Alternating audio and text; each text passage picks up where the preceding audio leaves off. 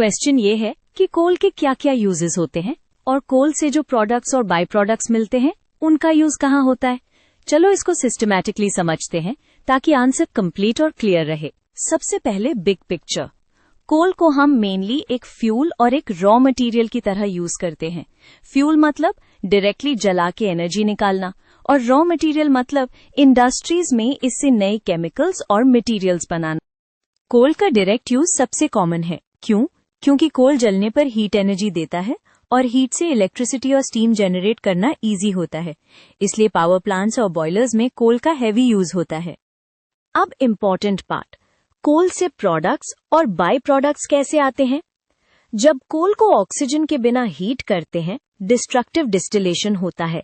इस प्रोसेस का पर्पस होता है कोल को ब्रेक करके यूजफुल फ्रैक्शंस निकालना।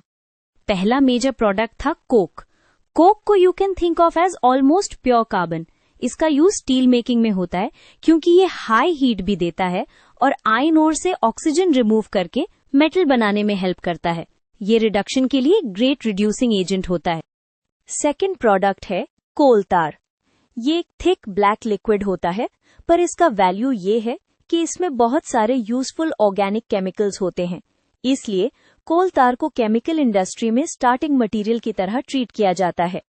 थर्ड प्रोडक्ट है कोल गैस।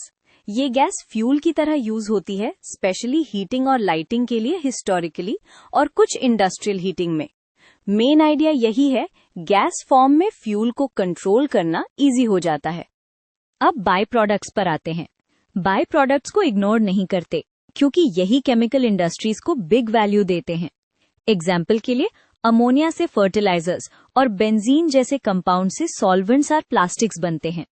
तो exam style final wrap up, coal का डायरेक्ट यूज एनर्जी के लिए और प्रोडक्ट्स जैसे coke, coal tar, coal gas industrially काम आते हैं।